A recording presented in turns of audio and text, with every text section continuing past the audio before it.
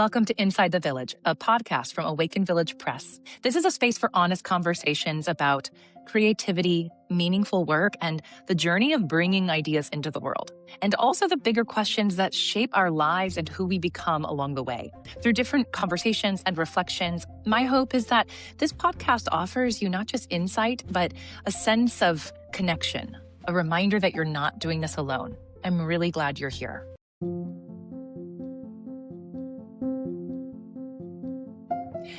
Well, hey everyone, Amanda Johnson here for another episode of Inside the Village at the Table with Clinton Brown and Matt Sturm. Hey guys, how are you doing today? I'm great. Doing great. Happy to be here. Awesome, amazing. I hope you listening are also having a great day. Yeah, depending on when this reaches your ears, it could be a very different time than we are in this current moment, but we trust that it is reaching you exactly when it's meant to. You know, I was actually having some thoughts this morning, as I typically do. And the thoughts today I thought were going to serve as a really cool conversation to have today. And I think it's really, and we'll just see where it goes. But I think this is something that a lot of creatives face. And it's kind of the tension between, am I building something visible or am I building something with impact? Or that has impact. And I don't know, there was I was looking into like different philosophies around this or ideas, and there was this great story. And Clint, I think you've even probably told me this story before, so you'll have to jump in and tell me if you did. But there's the story of like the bricklayer and the cathedral builder, where it's like one person asks the bricklayer, you know, what are you doing? He's like, oh, I'm laying bricks. And then you go to another says, oh, I'm building a wall. And then the third person says, I'm building a cathedral. Right. And it's just the perspective of what we're doing. And I think sometimes as a creative, and certainly today, I was really feeling this like, am I building something meaningful? And how do I know when all I can see is a pile of bricks or maybe a neatly arranged pile of bricks, right? So I just wanted to kick it off with you two. And I think this conversation could, like I said, could probably go in a lot of different directions. But I have some other questions I can certainly ask along the way. But I want to start off just by saying, you know, have either of you ever had those moments where you've questioned the point of the work you're doing? Let's start there. Let's get real. Go for it, Matt. Okay. Sure. Matt, go for it. I'm feeling it. Okay, absolutely. You know, for me, with regards to my work, I worked as a therapist for a long time. And so in that regard, it's really immediate to see the impact, to see the results. Like, oh, I'm in service, I'm helping people tangibly. As I shifted my focus to being more of an author, it's a much more solitary type of work, and the impact is less viscerally immediate. And so the question of like, what is this serving, or how is this like making a difference, did come up for me, or has come up for me. And where I landed in my own process is, I'm writing these books. My writing process is primarily for me. And if what I'm writing is relevant for me and challenging me and drawing things out that I care about, that I want to share with the world, that process of self-expression is an end in itself. And that allowed me to unhook from, okay, am I getting the likes? Am I getting the clicks? Am I getting, you know, whatever the metric is for success and popularity? But there's a balance for me, because if I just go into my fantasy world and the only person who reads this book is me, then I'm still missing the mark. That's not actually the full reason why I'm an author and why I'm writing. It's because I desire to be of service and to make a change in the world. The piece that has landed most deeply for me and continues to stick with me, there are some words that are attributed to the Buddha, which he said in his lifetime, which is that we have a right to the work, but not to the fruits of the work. Meaning writing the book is my task. I get to do that. And then whatever happens with that book, whoever picks it up and wherever it goes after that, it kind of has a life of its own. So that's how I relate to it. Of that. And I think what you're hitting upon a couple of really key things, which is like, yeah, the specifically as an author, although maybe as many artists, you know, you might paint a beautiful painting and you have no idea the reaction or the impact it has on that person's life every day when they walk home and they see it hanging on their wall. But the same with, the same with a book. I may never know how my words have changed the way a person shows up in their relationship. And so therefore, them reading my book may have changed the entire course of their life. Like truly, like it could be that impactful and that significant. And yet, as you mentioned, Matt, it's very solitary, and we aren't sitting in front of the patient who comes in the next week and says, "Oh my gosh, doc, I'm like feeling so much better," or "That just really opened my mind," or we are not getting that feedback loop as some others might be. Clint, what do you have to say about this? I imagine you have a few thoughts. Yeah, I mean, I think for me, there's probably a sort of dimensionality to this idea, that's not like dualistic. I don't know, for me, it's one or the other. Um, I think a lot of my stuff is me, uh, being very observant of the people I'm around and the environment and the work that I do, and often creating solutions that first give me coherence in my own mind, but then going back to those people and saying, "Hey, I put this together for myself. Is it of value to you?" And sometimes that's written work. Sometimes that's just a tool. It could be anything. It reminds me a lot. My father's a great play-by-ear musician, and in his retirement, he and his old retired buddies play jam sessions in Albuquerque, where they live, and people dance. It's much more common socially to dance there. And so you get this real-time feedback of like, oh, this is the right beat, this is the right pace. They're there for it's a communication between the dancers and the musicians. And it feels sort of like that with me. It's a lot slower pace. My dad's getting feedback as he's drumming, where mine may be a community project that takes several months or whatever. So I would say that's a big piece of it. But then there's quite a few things that like I just do because I just want them out of my head. I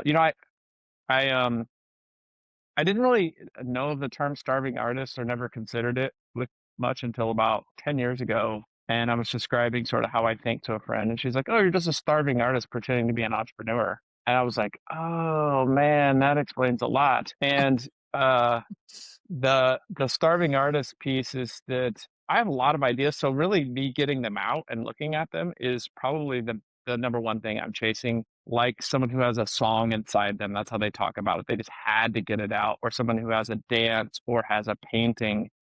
They've got to move through that space. So for me, it's more like I feel overly compelled to just do the thing. And sometimes it lands, sometimes it doesn't with other folks, but it doesn't matter a whole lot to me, I guess, in Yeah. that regard. Well, and again, thank goodness. I mean, aren't you lucky? I've been a starving artist since I was about 21 years old. So I mean that term has resonated with me for so much of my life. And if anything, I've actually wanted to sort That of was step also out 10 of years that. ago, by the way, right? 10 years for you was 21. Oh, that's right. That's right. That's Yeah, right. yeah. Thanks We again. both had the I moment keep 10 years forgetting ago. how young Yeah, I am. yeah. Yeah. No, I love that. But you're right. It is that. It's like that the compulsion to say the thing, create the thing, dance the thing, play the thing. Um, it's kind of coming, but again, these I also probably have a little bit more self doubt than you do, Clint. I don't know. You're one of these Mhm. humans who kind of somehow you skirt that. I don't know how. It's amazing. If you ever get a chance to like get I don't Clint, know how to on do in it. I your, don't know how to do it correctly. So if someone will I, teach me, I'll try it, but I do it wrong and I don't have the outcomes you guys have.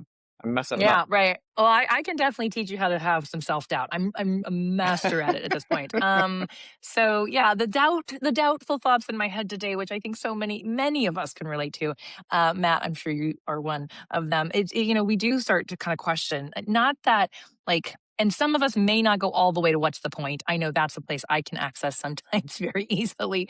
But, I do think if we kind of expand this question to even be more of like, because I think a lot of us are doing what we do, Matt, to your point, not only for us, we are doing it because we want to have an impact, right? We want it to change lives and do good in the world. And Clint, even for you with your community projects and a lot of what you are getting out of your head, it has this intention behind it, beneath it. I feel at times to not just exist, though it might. I'm not saying that's also not okay. Um, but for those of us who do feel a bit more driven by the knowing that what we're doing is having an impact, it's sort of like the creative and the soulful, like, pieces coming together. And I'm going to answer, I promise there's a question here, but I'm going to first say as I was reflecting on this morning, it was sort of this moment of, I sometimes wish I didn't have this as my life's path, right? Like, I wish there were days where, like, couldn't I just be, and I do not mean this disparagingly at all, but oh, wouldn't it be great if I could just go be a barista and, like, you make coffee, and, like, that's my life and that's my passion and I love it and I get up and I do it, and then the day is over and I go home.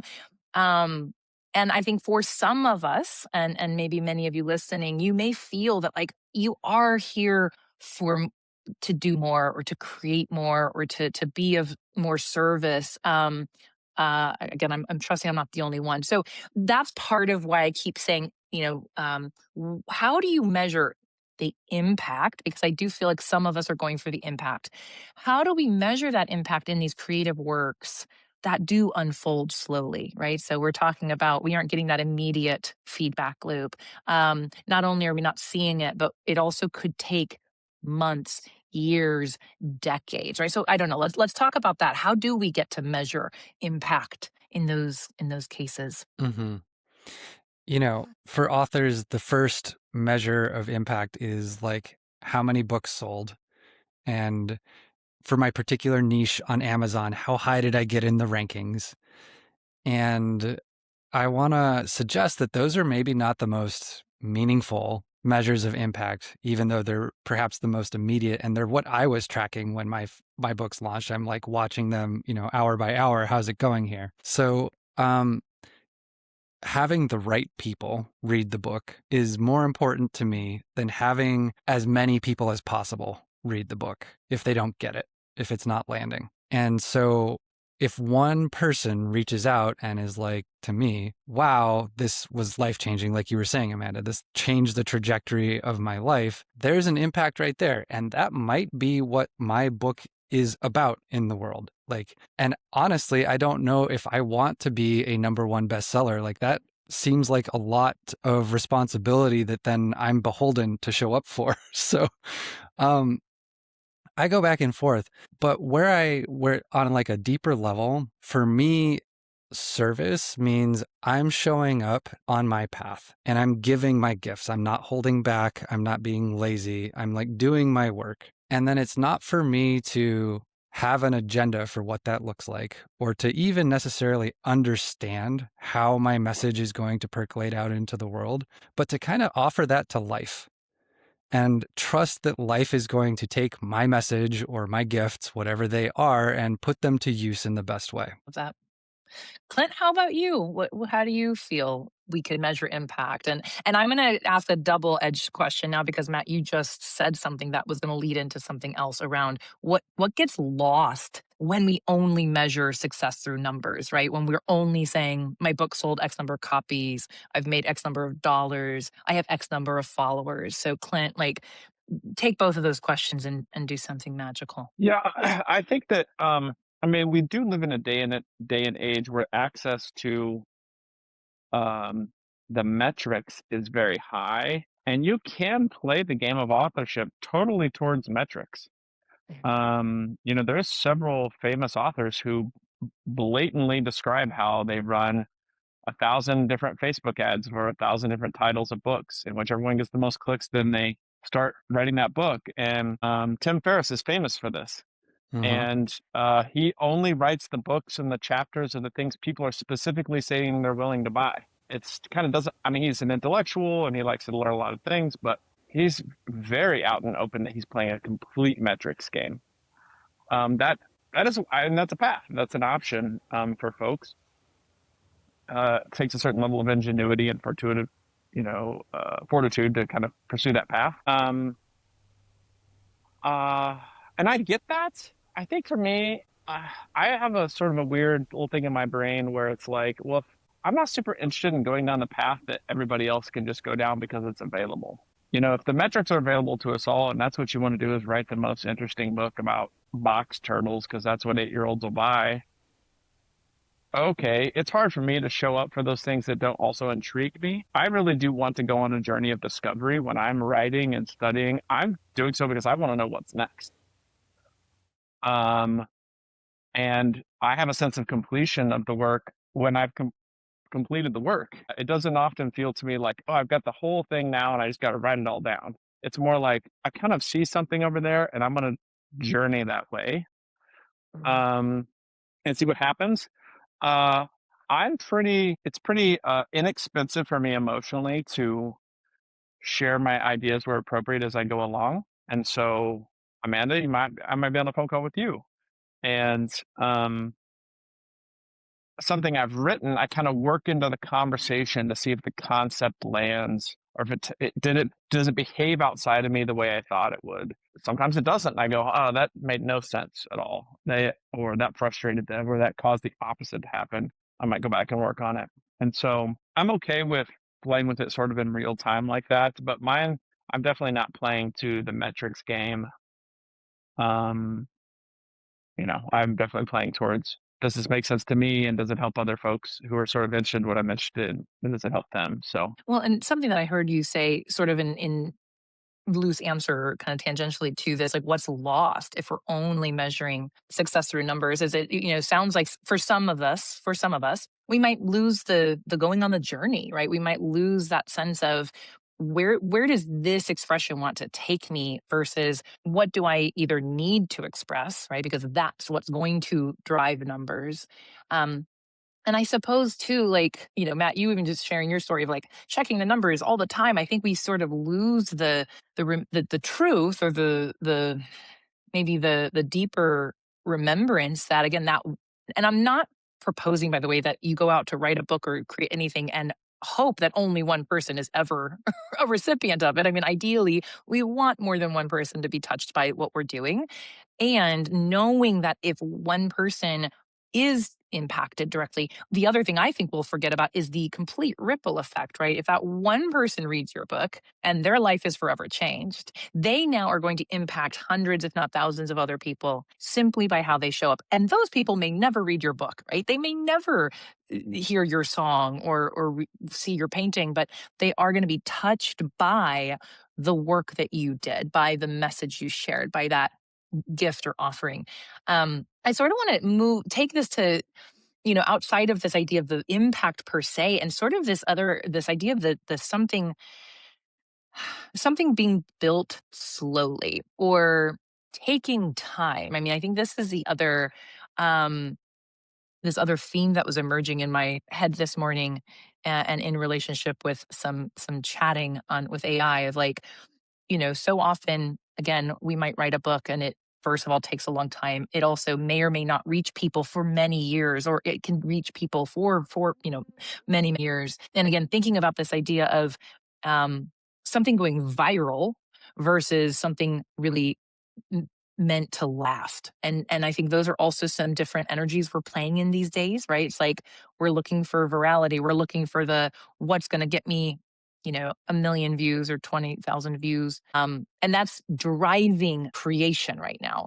And then mm, I'm thinking more about like the gardener, or, these other, and even the cathedral builder. I'm thinking, well, that took a long time, right? And he had to like just do this little by brick by brick by brick, to build something that lasts. So let's talk about that a little bit. Who has something to say? Clint, do you want to share on like yeah, what it it made me means? think. Yeah. It made me think of right away. One of my strange hobbies and skill sets is doing controlled burns on lands here for restoration. And I went to school to do it, and I kind of understand the process. Um, And one of the first things they talk to you about on the first day of the school is the speed of the burn. And what you try to do is have a hot, slow fire that just slowly creeps across the prairie, really slower than you would walk, so that you could walk faster than the fire if you need to get out of the way. And you do that through a back burn. You burn with the wind coming at you, and you light the fire, and the fire slowly creeps towards the wind. What most people do incorrectly is they go to the field where the other end, where the wind's blowing, they light the fire in the direction of the wind, and it just rushes across the field. But what happens, and I've burned fields both ways in the school, when you burn a field the direction of the wind, it literally just takes off all the tops of everything, and you get none of the ecological restoration benefits of the fire. It's a lot of drama. It's very dramatic. It's very pretty if you want to take photos because it's big flames and lots happening, but it takes 10 minutes where it should take 2 hours. If you go the other direction, same field, just walk around to the other side of the fence and do a back burn against it, you expose what's called the seed bank. Lots and lots of species have seeds in the soil that are laying dormant. And in the Great Plains, there's a lot of species that require burning in order to germinate. Fire is a really critical step, but it requires a really slow fire. And so I've learned through that process to just say, this is one of those moments where this might be a slow burn, literally. And the kind of diversity of ideas and the maturity of the ecosystem afterwards, I want, and the safety I want from that slow burn, where I can kind of see what's going on, contain it, make it be beneficial for something beyond me. And I think viral chasing is almost the fast burn. It's lighting the fire in the wind and hoping it's just big and dramatic. But it in the long run accomplishes just nothing. I mean, you could go there a week afterwards, you can't even tell it was burned. Where I might, if you do a slow burn, you might take a field from just grass. We did one went from just brome grass to 55 species, indigenous species, and with no seeding. So I mean, you're talking about massive ecological difference by slowing it down and letting it go at the right pace. So I kind of think in those terms. It's silly, but the fire school helped. No, I mean, to me, every time we can connect back to nature absolutely delights me, because I think there is something so beautiful in, uh, if for me, I find that really supportive on my journey to go, oh, right, nature's been doing this a long time. I feel like nature knows what it's doing. And if we can learn from nature, even better. Matt, what are your thoughts on this when it comes to, kind of moving slowly or building things meant to last versus those, fast fires? Yeah. Well, I love the parallels between the prairie fire, the controlled burns. So where I go with this, doing one-on-one therapy is not only like you see the impacts from that person, but you're doing individual work. You're like really focused on where is this person at and what does this person need. So when we're writing a book, we're not just working at an individual level. We're working at the level of culture. We're working at the collective level. And so in some ways, it's more broad. And we just kind of have to put things out there for whoever to pick up. The fast approach is like attention grabbing, activating the dopamine pathway. It's the shiny quick thing. But like in Clint's analogy, it doesn't go deep. It doesn't hit the seed bank. And so it doesn't shift who we are or the ideas that we have or our worldview. So like the slow version for me through writing a book is working on how do we evolve culture? How do we transform culture? And so the language that we use, the ideas that we have, but like deeper than that, it's what do we value? How do we understand ourselves, like identity, and what is our place in the world, worldview? And the core, as I conceptualize it, of culture is really our worldview. And that is populated by language or, whatever communication tools we use. So when we go into talking about worldview or what is our place here, who am I, that's more of like the deeper, slower, against the wind, controlled burn approach for me. And it requires that it asks more honestly of the readers to be able to slow down and engage at a deeper level, but that's where the transformation happens. Absolutely. I love that. There's a quote that I found this morning by Maria Popova, which I actually do know. Do either of you know Maria Popova from The Marginalian? Yeah. So, in a culture addicted to speed, the slow work of meaning making is an act of resistance, which I think is amazing, right? Like we are, yeah, we are in this world of, more fast, viral, and the deep work, both, for us to create the work, what is required of us, and then what we are asking of from our audience. There was a moment, and I love what you're saying, Matt, about what makes culture, right? I think so often, I know I probably fall into this camp from time to time, but I definitely hear others where it's like, well, this is just, this is the culture we live in, or this is just the day we live in. And it's like, sure, yeah, and we get to inform that culture. We get to be a part of shaping it. And culture does happen naturally. And I'm sort of speaking off the cuff here. So, I haven't studied this, but I can imagine that it will just go in the, again, path of least resistance, right? To be like, well, cool, this is what we're doing now. We just all watch 90-second videos on Reels, and that's how we, consume content. But it's not how it has to be. And it hasn't always been that way. And I think, I remember there was a moment I was sitting at a table, and this like real like compassionate anger arose in me as I was hearing how, Hollywood writers or people in the especially like in the movie industry and things like this, television industry, were intentionally writing simpler scripts and or scripts that had more like like big moments to catch people's attention very strategically, because they knew their audience were probably also on their phone or also doing something else, and they had to both keep their attention but also keep it simple enough, the storyline simple enough that people could be tuning out 20, 30, 50% of the time and still figure out what's going on. Now, to me, that is feeding into a culture where we are like, well, that's where we are, that's where we're heading, versus let's create the culture we want to live in, right? Let's be a part of that. And maybe let's resist what is happening in the most like effective way. Yeah, I want to piggyback on that. Um, Please. so culture. I came across a couple of years ago this school of thought called conflict needs theory, which really helped me in orienting my writing and what I'm doing with my writing. So the idea, you all have heard of Maslow's hierarchy of needs. Humans have needs, and we have to satisfy the basic needs first before we can move on to more complex needs, right? So that's Maslow, and that's a psychological take on what drives human behavior. Well, there's this idea that groups of humans also have needs. We have a need for recognition as a group. We have a need to represent ourselves as a group.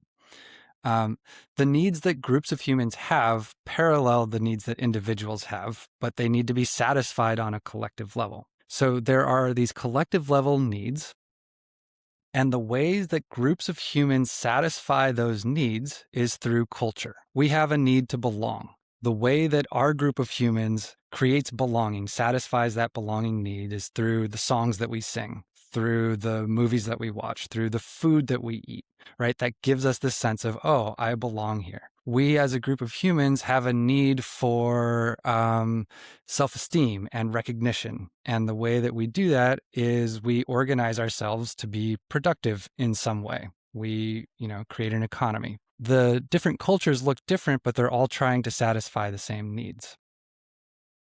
Mm-hmm. So as an author working on culture, we get to create that raw ingredients. We're in the creative process of satisfying the needs of our culture in a new way. We're bringing something new into the world.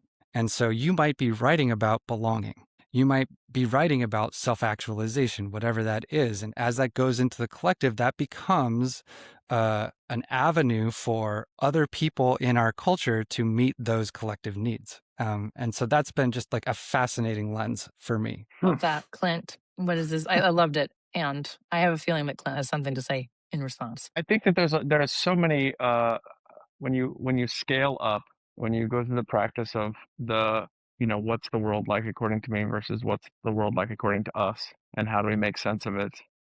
Um, you find clarity for a lot of the deeper thinking. I mean, I think if it's totally just a journey of what's my dopamine needs in the next 30 seconds, you get the kind of behavior we're pointing at, which is the kind of quick clip everything. We are a individualistic society from like a Anthropocene, right? If you got all the humans together, they would send us to the breakout session of like, these folks are very individualistic and they want stuff right now. You guys can go down the hall because you're a pain in the ass. I think our ancestors would have a hard time understanding that, and globally it wouldn't make a whole lot of sense. That's not the scale and the speed of our species, I don't think. It's what we've created. It's the scale and speed of industrialism. It's the scale and speed of capitalism. But we don't have any evolutionary biology that really supports that, other than our dopamine seems to be able to keep up, but the rest of the things impacted by dopamine aren't. And so we're sort of in this weird experiment amidst all of our ancestors to this sort of a superficial speed loop on things. I think I feel, whether I was taught this as a child or intuited it as I grew up, I've always been involved with some sort of gardening. And I appreciate the pace of that because you just can't speed it up. I don't care what your budget is, it just goes at the speed that it goes. And, right now I help manage a lot of fruit production, and that is real slow, takes years. And you do lots and lots of hours before you get your first apple or whatever. And so it is kind of whiplash. It's like speed blindness coming out of Instagram into the orchard. But there is something much more aligned with our nervous system at that level. I think writing is we have an evolutionary biology that supports writing because it's found all over the planet for a very long time now. 10,000, 20,000 plus years we have written work. So that is the pace, and I think that's where it resonates. And I'm not interested in creating work that has to be appreciated only when it's consumed quickly. Because I Mhm. don't feel like I'm facing any problems, or the problems that interest me aren't the problems that have quick solutions. Someone else can go grab the band-aid or whatever the solution is. The things that interest me are generational things. I have children. They're inheriting this. What does that look like? It's got a much slower pace. And so, yeah, that's my quick I thoughts on it. have I have 2 questions. I'm gonna bundle them and then see where you wanna take the answer. So, one of them is, like, how do we stay motivated? Or how might you stay motivated? Or how might you encourage other people to stay motivated when we are in the slow work of, we are gardeners, we're not just extractors, right? We're planting these seeds and we're watering them and we're watching them grow, and it might be years, if not, seasons, maybe years before we see the fruits of that. So how do we stay motivated in that process? And also, as another side question, what does that slow work look like in publishing? And I think we've sort of started to already talk about that, but I'm just kind of curious if we want to open up more into the, like, yeah, how it might look in the publishing process that we're also a part of. So how do you stay motivated, and what does it look like as we start to kind of take it into the publishing world? Yeah. The first question is easy for me. The second question is more challenging for me. Um, as I said, my writing process, I'm focused on the process and what's happening for me. And so if I get demotivated, it means I lost my own thread. And I need to come back to where is my aliveness and what's interesting for me. And maybe I need to like scrap a chapter and go back and like start again.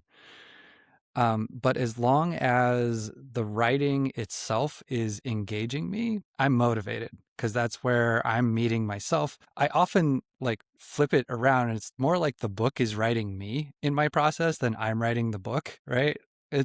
I'm working through layers that are being presented to me by the book. So that for me is the easy one. And it's because I'm not focused on having a shiny book of so ever many pages at the end. I'm focused on like, where is this book taking me today?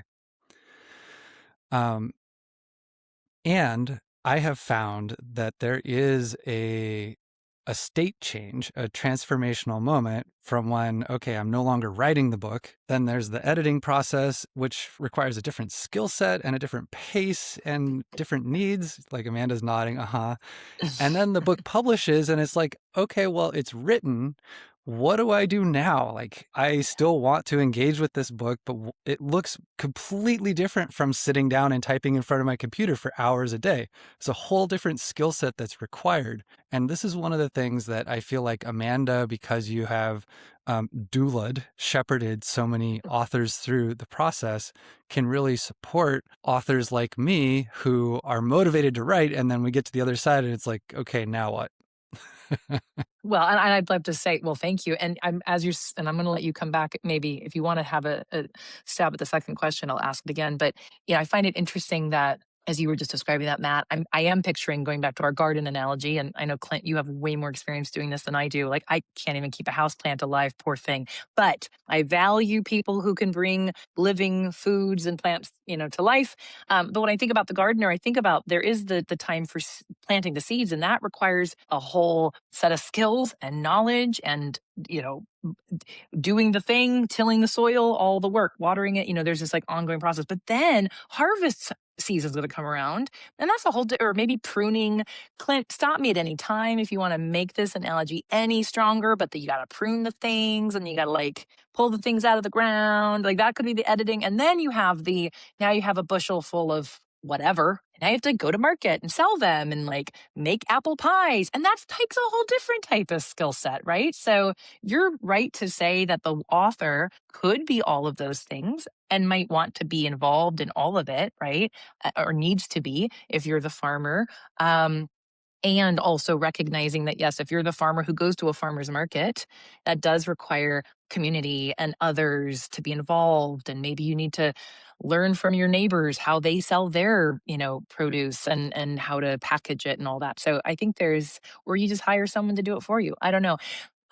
Before I go back to Matt on the second question, we're just going to take this one question at a time. Clint, how do you feel about all of that and my brilliant gardening metaphor that I just knocked out of the park? I like your gardening metaphor. It was nice. Thank you. It's Thank approachable. you. I just needed some Um, instant validation. yeah. Being motivated at a slow pace, I don't know how you do it without practicing it. I didn't come to this planet with that innate ability to be a slow burn. I have chosen hobbies and activities that take a long time to show up. I was a distance runner for 20 years. And so I would pick a race at the end of the year and then spend all year running to train for it. And so that became a embodied experience of like, okay, here I am on day 80, still just running for nothing. I'm not going to get a t-shirt at the end of this. Um, and, but so I'm very familiar with sort of the middle of the journey when you just go, man, geez, Louise. And then gardening, my mom was a big gardener. And so I don't recall not being in the garden as a child ever. I've never asked her if she gardened before us, but I mean, that was just part of our childhood growing up. And so we planted a lot of trees. It just did things that took a long time. And so I've had some maybe inherited and some chosen activities that I can go to that sort of make sense of it. And I'm very good at being uncomfortable for very long periods of time as a result. And the discomfort could be, I want to know the answer to this. I want certainty now. I feel that most of my friends need certainty way faster than I do. If we watch a movie, if I'm sitting with a friend watching a movie, the majority of my friends, 10 minutes into it, be like, do you think that's the killer? Do you think, and I'm like, whoa, it's a story. They spent a lot of money to make us feel awkward right now. Let's just see what happens. You don't have to solve it. You can just use my name, Clint. You can just say when I'm I've watching a not movie watched a with movie with Amanda. I've not watched a movie with you, so I know you yeah, haven't, but you're yeah, describing me. It's okay. yeah. I'm So not but offended. I would say I'm away on the other end of the spectrum because am around people in my household and friends who, on average, need conclusion and need clarity and need certainty and need the outcomes a lot sooner than I do. I can really go a long, long time. I'm very comfortable with being uncomfortable. That's the language I used. And so I don't mind the writing process. I don't mind being 80 or 100 or more pages in and being like, I don't really know what's next, you know? Yeah. Um, so yeah, I'm comfortable with being uncomfortable. I think that helps Mhm. me in this instance. Yeah. And I'll just throw in my 2 cents, just being someone probably, I mean, I think I'm a little like you, Matt, in that I am doing it for myself, in that I'm discovering something. I'm letting the book discover me. And to your point, Clint, even though I I don't need to ask if it's the killer, but I will turn to you and be like, I bet that's the killer. Cause I just like to be right. So that's just my thing. It's less about certainty. It's more just like, I'm really clever and I can see what they're doing. And I need you to know that. But I think I can maybe bring that to my writing at times as well. I think, yeah, the staying motivated, I would just offer too. Like, it's the I think even just this morning, one of the questions I asked myself was like, I need to be reminded, I need to reconnect with my why. So there's a little bit of what you were saying, maybe Matt, differently, but I think if you're out there listening to this and you're like, yeah, I don't know how to play the long game at times, definitely stretching into the ability to be more uncomfortable is always, I think, a benefit to us, right? Do that like nervous system expansion to like, I can hold a little more discomfort, I can hold a little more uncertainty. But then there are just those moments where it's for me, the reconnecting with my why, the being reminded too of how far I've come. I mean, Clint, when you're on day 80 of running, and you might just be like, great, I'm good, I've got this. But some of us might need to be reminded that maybe you're running either a little faster, or maybe you have less pain or more pain. I don't know, I'm not a long distance runner, so this is a terrible one, but you might have some evidence of, oh, I might still be in the middle somewhere, but I've come a long way. And I know for me, that's important to remember, like I'm not just floundering or still in the beginning. Something has evolved over time. So those are some things I was just thinking about this morning. Let's go back to the second question, which now I just need to go find again. But it has to do with the how this looks in publishing, right? So Matt, you even said, what does slow work look like in publishing, and even why does that matter, right? Or why might that matter? You said that might be a hard question to answer, or maybe that's just hard. So I'm curious what you meant by that, if you want to say more. It's more challenging. I feel like I've got the first one sorted out, and I feel like I'm on the learning curve for the second one, is the reason. Yeah. What does the slow burn look like in publishing? I have appreciated, like my first book, I went to a hybrid publisher and they turned around a copy edit very quickly. And then I found a whole bunch of mistakes. And it wasn't it wasn't good. Like they didn't spend time sinking into it. They just kind of breezed through it. And I was just like, oh, gross. And I ended up going with someone, like I took it away and I went with someone different. So like there are, we don't build a cathedral overnight. And there's a reason that it takes time to get the bricks lined up and create the structures. I appreciate the slowness now, even though from the moment I finished the first draft, I'm like, how soon can I get this out into the world? Because I want everyone, like I want it to go. I'm ready, right? And the other reason why I get antsy is because I continue to grow and evolve and my thinking shifts, but my manuscript stops at a certain point in time, and then I distance myself from it, and so I want it to get out there sooner rather than later so that it's still current with where I'm at. Yeah. I love that, and boy, can I relate. I hear you. Yeah, I'm on my editing of my third book, which I started writing really truly years ago, but I'm reading some of it now being like, I mean, guys, this isn't even who I am anymore. So I really I do empathize. It's the people who read my book now are gonna be like, wow, is that really how you are? I'm like, well, it's how I was 7 years ago. But yeah. Clint, how about you? How would you answer that question? Like, what does this slow work look like in publishing, and why does it matter? I'm gonna go back to, since I'm sticking with the garden stuff today. Yay. Uh, Today. my Yeah, just today. Yeah, just today. My partner has built a quite large food forest, and this is one of the gardens that I get to participate in. And she's a very high achieving, type A, stereotypical academic go-getter personality. So she wants to go, make it happen. And she ironically, wants quick results with a very slow process. And a few I years can't ago, relate. I yeah, can't relate.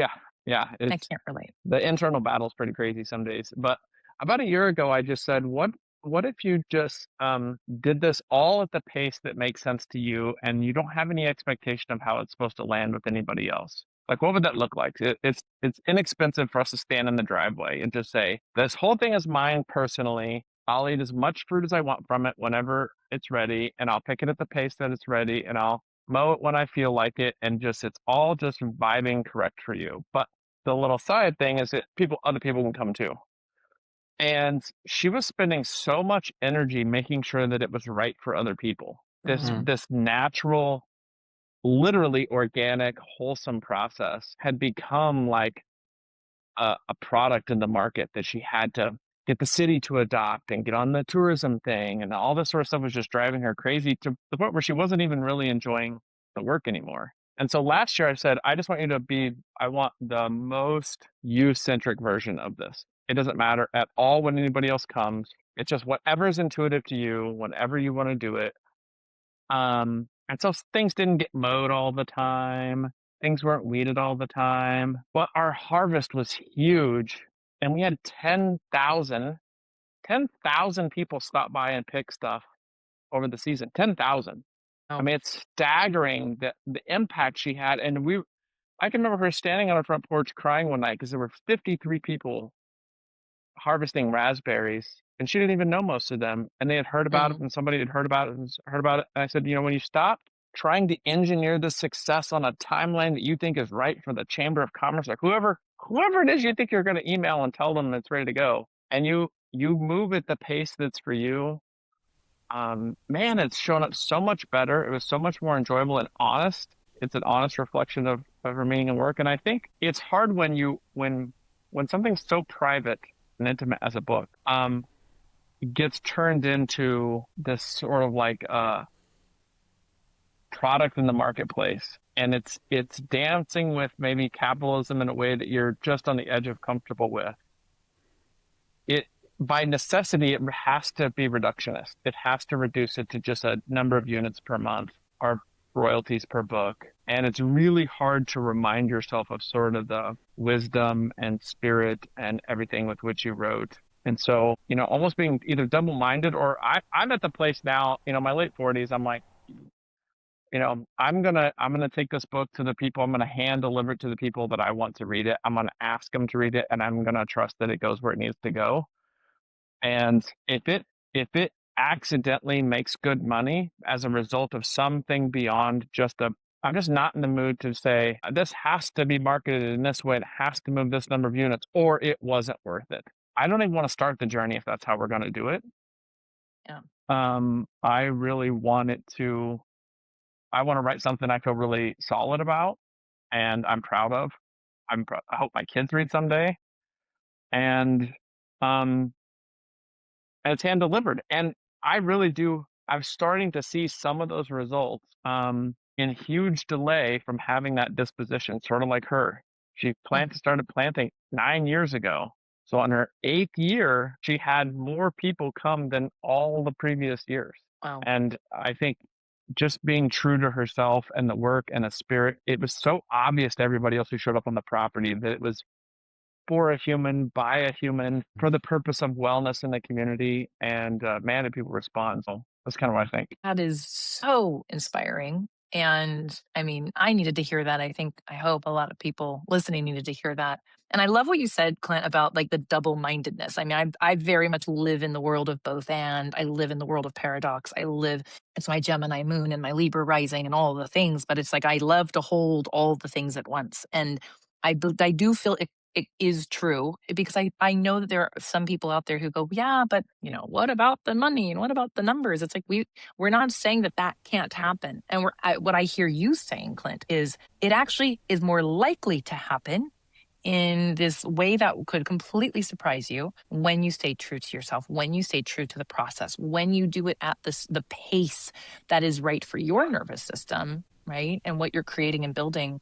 And it's simply just, again, it's just not it's facing the wind, right? It's going into the wind when you're creating your project or you're building your fire versus having the wind at your back. And it's not that the wind isn't there and it's not supporting you. It's just doing its job in a different way for a deeper purpose, and probably so that we can see those results for a longer time into the future. And I know that's what I believe in. I know that's why we've partnered together. I know that that's why everything has taken the time it's taken, even for where I'm at in this journey with my own books, with Awaken Village Press, with all the beautiful connections and collaborations that I've been having and I'm starting to have now. And I think it's, I just feel like maybe something that we're doing here at the village is like we are creating a space for people who are willing to take the long road, right? Or the road of thoughtful Mm. work, of meaningful stories and relationships that unfold over time instead of just that, viral video that takes off. Matt, what are some closing thoughts that are maybe Yeah. rumbling around in your head over there? The other perspective that I think is totally relevant here with regards to the slower approach is the innovative business model that we are implementing for Awaken Village Press. So Clint has taken all of his prairie fire and orchard growing design principles and embedded them in a regenerative business model for authors so that the proceeds and the profits get reinvested in future books. And this system, as we've been kicking it around, Clint, does not get fully up to speed in 6 months or a year. It takes time for books to go through to populate the community, and then for those proceeds to, like, year 8, year 9, there's that harvest happens. And as you were describing that, Clint, I was like, oh yeah, these are the projections that we've been looking at for the regenerative business model here. So I really like that. Yeah, I love Yeah, that. I what excites me is I feel like so many of the paths that I get to walk down now are paths that are familiar enough. I know the exciting parts to come, and I think my job after this is to sort of play therapist tour guide along the way. Like just like someone who I've trained people to run marathons, and it's like at the beginning, this is not going to feel like it's working for you, but I know what it's going to feel like later. And um, I think of something that is really interesting to me is the collective effort that can and will come from our authors being aware of each other and being aware of the village and that sort of cross pollination and that ecosystem building. I'm going to go back to the garden one more time, and that is for our gardeners or our food forest nerds. There's a concept called plant guilds. And a plant guild is a grouping of plants that work better together. You can have an apple tree, but if you have an apple tree plus other, certain bushes and certain things together, more bees, more butterflies, that retains water better. And I feel like we're doing that sort of gilding as an authors guild of them coming together. And we have some really genius people already in the village that are bringing great messages. But some of those messages, I think, will find their true path because they're adjacent to this other message, or because they bounce off of or is supported by um, or restored by an adjacent message instead of this sort of hyper individualistic. Matt's got to have the right thing to say to the market at the right time, and Matt will become a millionaire all by himself from his book. I just, I just don't buy it anymore. That's a reasonable path to offer folks. It doesn't feel very supported by the human journey. It feels very made up, Yeah. late 1900s capitalism, and so um, I'm excited to see, and I'm excited because I know for a fact some of them don't know how well this will work, and they're Yeah. going to be really shocked when it does. And I'm not going to say anything, but I'm going to think, I saw it coming. Here we I'm were. a murderer at the beginning of the movie. Okay. Sorry to bring this back to murder, but I knew it was him. I knew. I knew this was going Yeah, to take off. I do. And I think there's some really great stuff, and I think that we likely have an author in the hopper now or in the next Yep. year that them being adjacent to Matt and his work in the world will make both of them explode or slingshot each other. This kind of collective energy to me is really interesting. And I can't wait. And I mean, of course, that's my, I can't wait. I will patiently wait as long as I need to. I really needed to hear that today, Clint. Matt, thank you for, as always, your insights and your wisdom. I really just hope everyone listening, you took at least one, if not a handful of things away from this conversation. I know I did, and I love this about our conversations. And we are just going to keep having more of them inside the village here at the table as we bring all sorts of really yummy talk. We haven't even gotten to some really, really good ones, which I know are in the hopper, teed up. The three of us are chatting offline or behind the scenes about some other really juicy topics that we're going to bring forward in future episodes. So again, make sure that you're subscribing, liking this, sharing it with people who might really need to hear something that we said today. And of course, you are always welcome to come on over, join our village. We've got a space for you there. So Matt, Clint, thank you so much. Always a pleasure. And Pleasure. everyone, Yes. thanks for Totally. listening. Thank you for being a part of this conversation. If something in today's episode resonated with you and you're wanting a space to explore your own creative path, I'd love to welcome you into the Authors Village, our community for writers, creators, and thoughtful humans walking this path together. You can learn more through the link in our show notes. Until next time, thanks for being here.